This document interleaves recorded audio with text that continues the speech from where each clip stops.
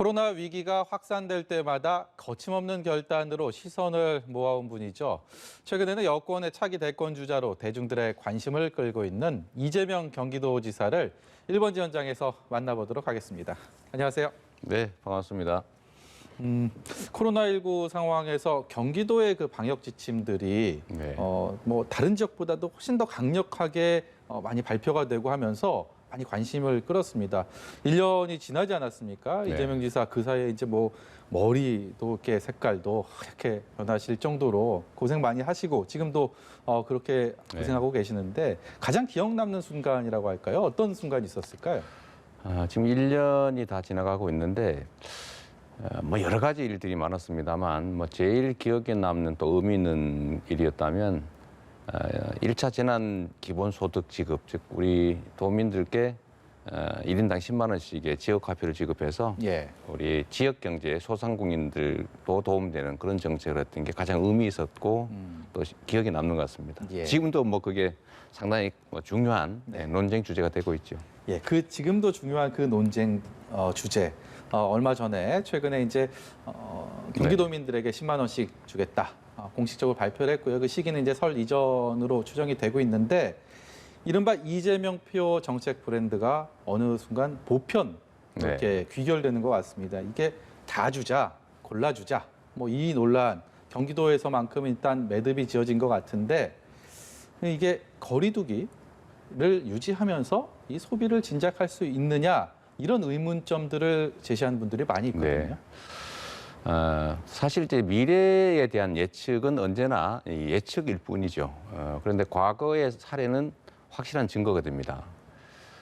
정부에서 지금 1차 재난지원금은 이제 지역화폐로 보편 지급했고, 이제 2차, 3차는 선별해서 현금을 지급하고 있는데, 이제 1차 재난지원금은 사실 이제 2차, 3차를 합친 금액보다 훨씬 작았지만, 약 2달 이상 우리 동네 소상공인들께서 명절 대목 이상의 이제 그 경기를 이제 체감했고 또 통계적으로도 보면 전년도 매출을 오히려 넘어설 만큼 재작년 매출을 넘어설 만큼의 통계적인 효과가 증명돼 있죠.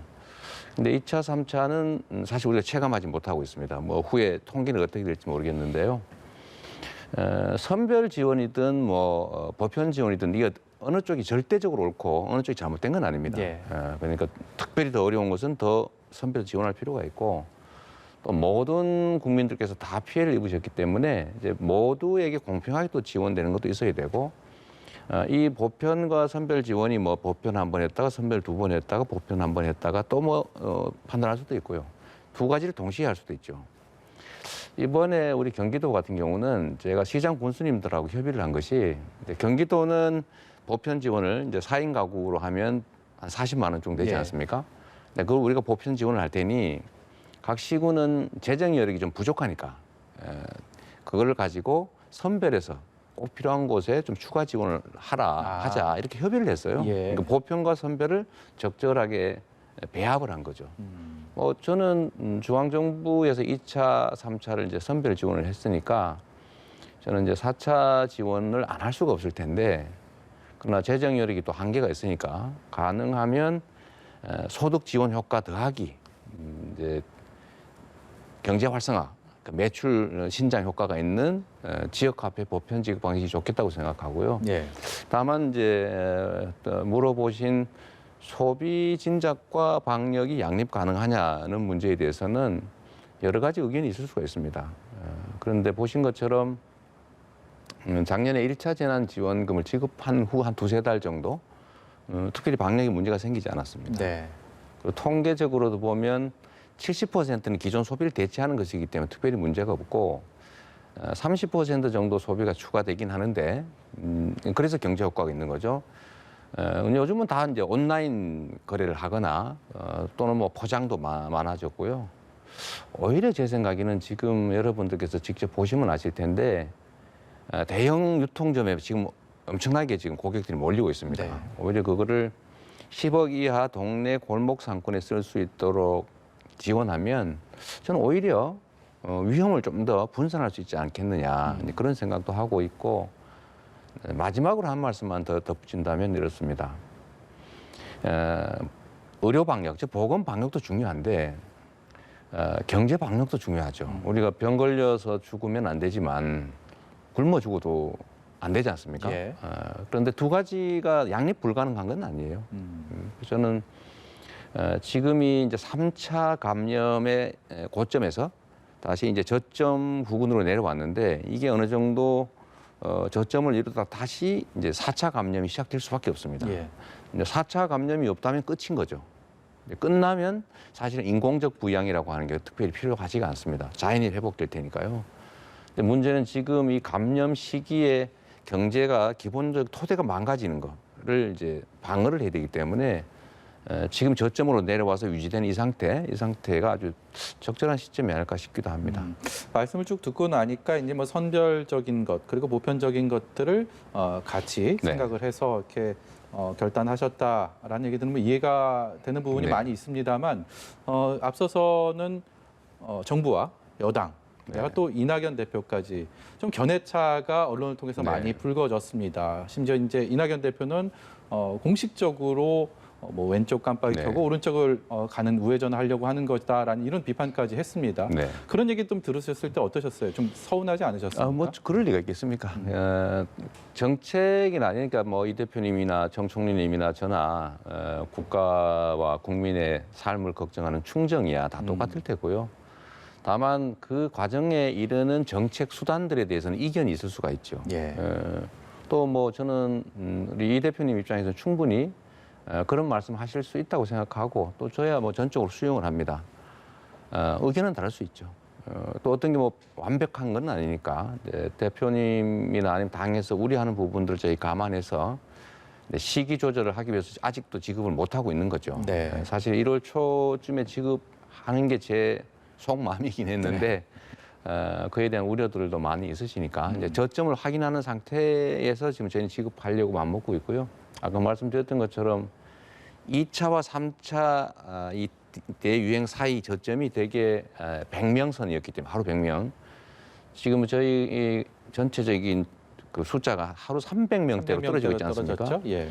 제가 보기엔 200명대로 떨어지기는 어려울 것 같습니다. 아. 워낙 바닥이 기본적으로 저점은 올라가게 돼 있으니까 차츰차츰. 그렇다면 지금 거의 저점에 다가온 거 아니냐는 생각이 들고 거기에 맞춰서 전문가 의견들을 감안해서 또 당의 우려도 타당한 것이기 때문에 예. 그 우려가 최소화될 수 있도록 집행 시기를 저희가 고민하고 있습니다.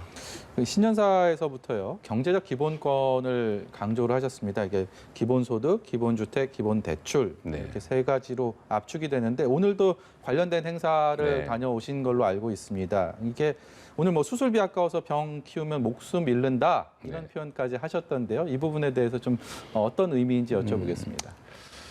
자본주의 시장 경제 질서라고 하는 거 우리가 포기할 수 없는 가치이기 때문에 지속적 시장 경제의 성장이 반드시 필요하죠. 성장이 정체되면 추가의 생산 소득이 없다는 뜻이고, 그럼 일자리도 만들어지기 어렵고 청년층은 더 어려워지고, 뭐 저출산 문제 같은 걸 해결할 길이 없는 거죠. 예. 그래서 저희는 최소한의 지속적 성장을 해 나가야 이제 모든 문제의 해결 원천이 생겨나는 겁니다. 해결 가능성이 생겨나죠. 우리가 정치적 기본권이나 또 사회 안전망을 포함한 사회적 기본권은 어느 정도 확보돼 가는 것 같습니다.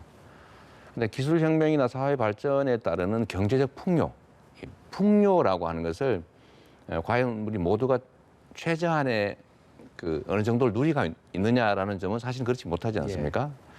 저는 경제적 풍요를 우리 국민 모두가 최저한도로 누릴 필요는 있다. 누릴 때가 되었다라고 네. 보고 경제적 풍요를 가능하게 하고 또 지속적 경제 성장이 가능하게 하는 장치들이 필요한데 그게 바로 저는 이 양극화와 자원의 편중에 의한 이 부작용, 그 부작용을 최소화하고 지속적 성장을 가능한 경제 정책으로서의 경제 기본권을 보장할 필요가 있다고 생각합니다.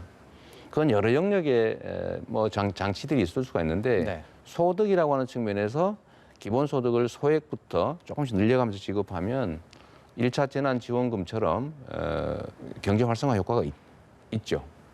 뭐 재원은 필요한 능력이 되는 만큼 마련해서 서서히 해나가면 되고요. 예. 결국은 마지막에 국민들이 동의하시면 이게 내가 내는 세금보다도 돌아오는 게 더 크다고 하면 증세에 동의하실 겁니다. 기본주택도 마찬가지로 지금 집 문제 때문에 평생 집값 가느라고 소비를 못하니까 경제가 지금 살지를 못하죠. 소비가 위축되니까요.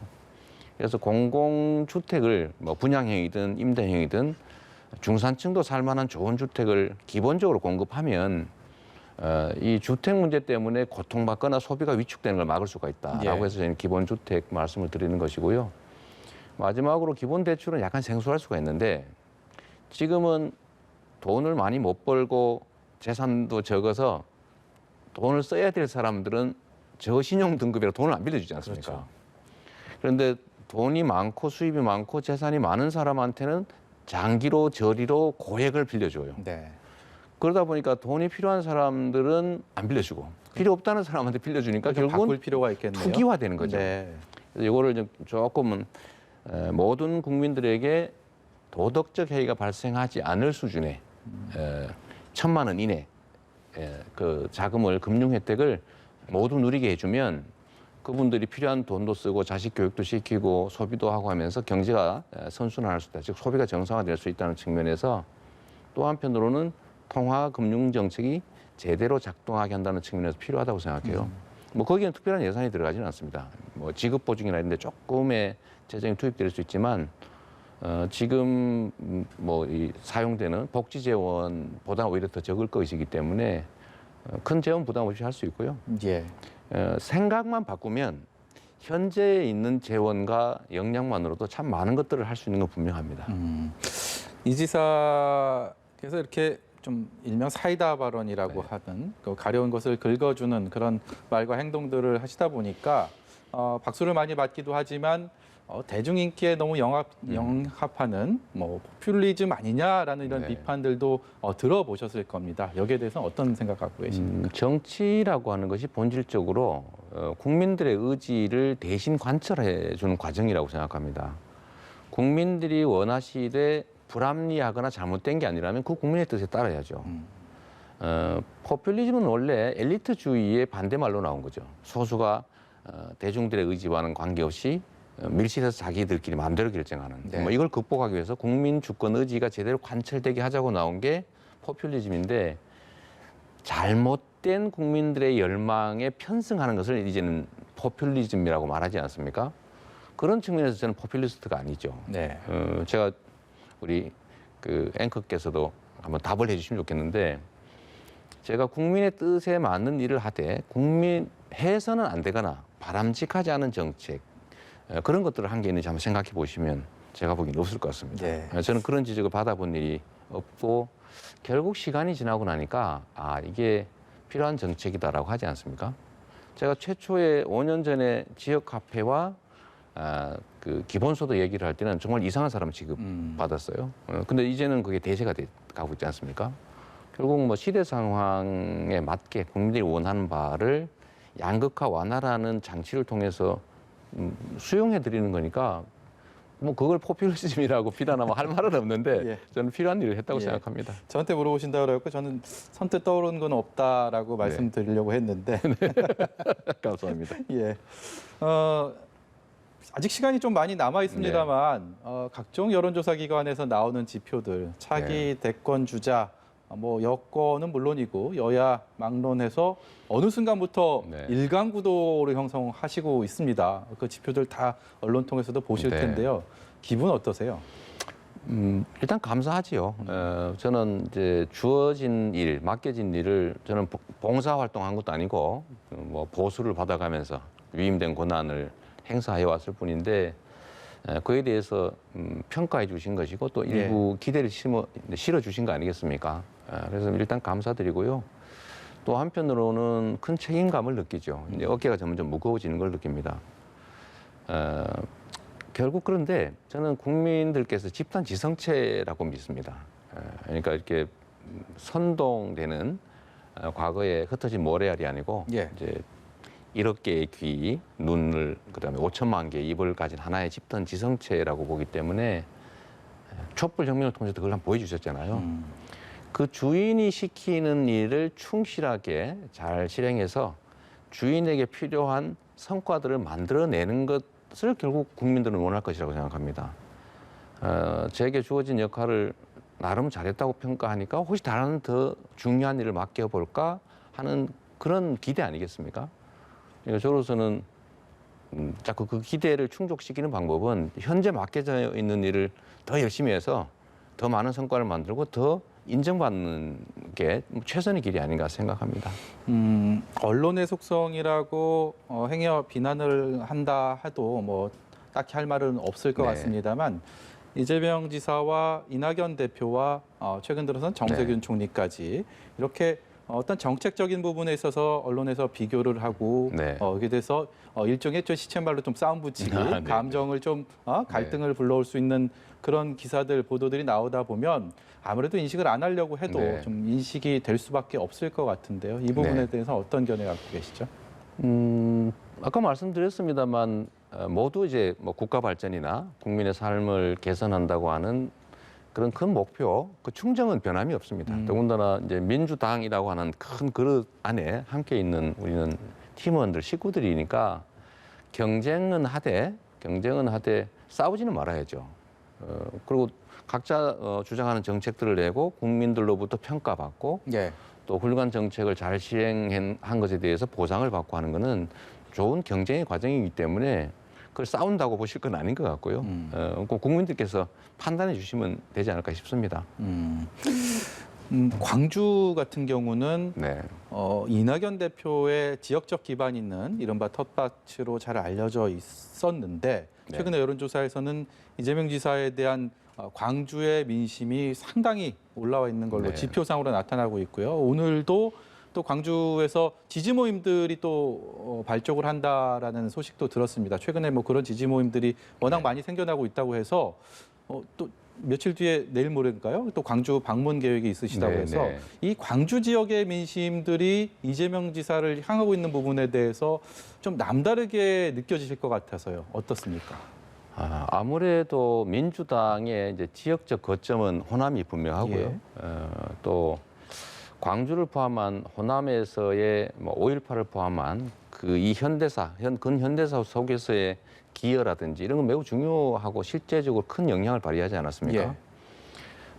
좀 뭐라 그럴까, 좀 시대를 앞서가는 분들이 많이 사시고 또 시대를 앞서가는 행동을 했던 지역이죠. 네. 근데 그쪽 지역 호남 특히 이제 광주의 정서라고 하는 것은 우리 민주 세력들, 민주 개혁 세력, 민주 개혁 진영 입장에서 매우 중요한 부분을 차지합니다. 뭐 저희야 막 감사하게 생각하고요. 그런데 민심이라고 하는 것이 과거에 왕정 시대에 왕도 어떻게 마음대로 못했던 거 아닙니까? 근데 국민 주권 시대에 우리 국민들의 의지라고 하는 것은 뭐 저 개인으로서는 어떻게 할 수 없는 부분이고. 뭐 끊임없이 인정받고 또 좋은 평가를 받기 위해서 노력해야 되겠고 뭐 평가를 잘해 주시는 것은 매우 감사하게 생각하지요. 예. 오늘 국회에서 있었던 토론회 소식을 보니까요. 굉장히 뭐 북적북적 됐다라고 하고 일부 보도는 뭐 이재명 지사의 달라진 위상 뭐 이런 제목까지 해서 기사가 나왔더라고요. 오늘 박영선, 뭐 우상호 두 서울시장 민주당 예비 후보들도 같이 만나서 그런 모습들 봤는데요. 어떻습니까? 일단 보궐선거는 민주당으로서 굉장히 어려운 선거가 될 것이다라는 얘기 많이 하고 있는데 가서 이제 두 후보들 만나보니까 어떤 생각 드셨습니까? 이길 수 있다 이런 생각이 드십니까? 그거는 뭐 저는 해당 지역이 아니었어요. 일단 제가 관심을 뭐 크게 두지는 않고 있고 네. 저도 이제 언론을 보고 주로 보는 거니까 네. 뭐 제가 판단하는 의미가 없을 것 같습니다. 뭐 저희도 이제 뭐 민주당 멤버니까 구성원이니까 뭐 잘 됐으면 하는 건 있지만 네. 또 제가 공직자이기 때문에 사실 말도 함부로 하면 안 되는 입장이어서 네. 좀 이해를 부탁드리고요. 오늘 행사 같은 경우는 오늘만 그런 것은 아니고 사실 저 때문에 뭐 많은 분들이 오신 건 아니고요. 네. 현재 대한민국의 가장 중요한 의제가 사실 부동산 문제 아닙니까? 정말로 심각한 주제고 또 개선책을 반드시 찾아야 되는 것이어서 오늘 많이 오셨던 것 같고요. 원래 저희가 의원님들하고 공동 주최하는 것들이 지금까지 뭐 수십 차례인데 네. 원래 많이들 오세요. 네. 오늘 조금 더 많긴 한 것 같긴 한데 그건 저 때문이 아니고 의제의 중요성 때문이 아닐까 예. 싶습니다. 마지막으로요. 네. 정치적 동반자이자 측근임을 자임하는 민주당 정성호 의원이 네. 이런 얘기를 했습니다. 아직 뭐 민주당 대권 경선에 5달 이상 남아 있기 때문에 지금 뭐 독주하고 있는 게 좀 불안하다, 네. 더 조심해야 된다 이런 언론 인터뷰를 했더라고요. 정성호 의원과의 어떤 친분에 대해서는 저희가 익히 잘 알고 있기 네. 때문에 조심해야 된다. 이게 어떤 의미로 이재명 지사 받아들이십니까?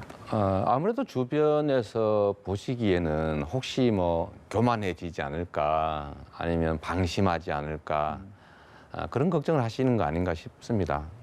그런데 저는 존재 자체가 지도자, 정치 지도를 하는 사람이 아니고 예. 정치인이란 기본적으로 우리 국민들의 그 주권 의지를 대신하는 고용된 일꾼이기 때문에 국민들의 주권 의지, 의사들을 잘 따라가야죠. 예. 그 측면에서 보면은 뭐 우리 주인 입장에서 고용된 일꾼들을 잘한다, 뭐 기대된다고 평가한다고 해서 뭐 어깨가 올라가는데 얼마나 올라가겠어요. 예. 그러나 주변에서 보면 혹시 또 너무 자만하지 않을까 이런 걱정을 하시는 것 같은데 그런 말씀 참고해서라도 저 자신 좀 더 조심하도록 하겠습니다. 예. 무거운 책임감을 느껴야죠. 네. 네. 오늘 말씀 여기까지 듣도록 하겠습니다. 지금까지 이재명 경기도지사였습니다. 고맙습니다. 네, 감사합니다.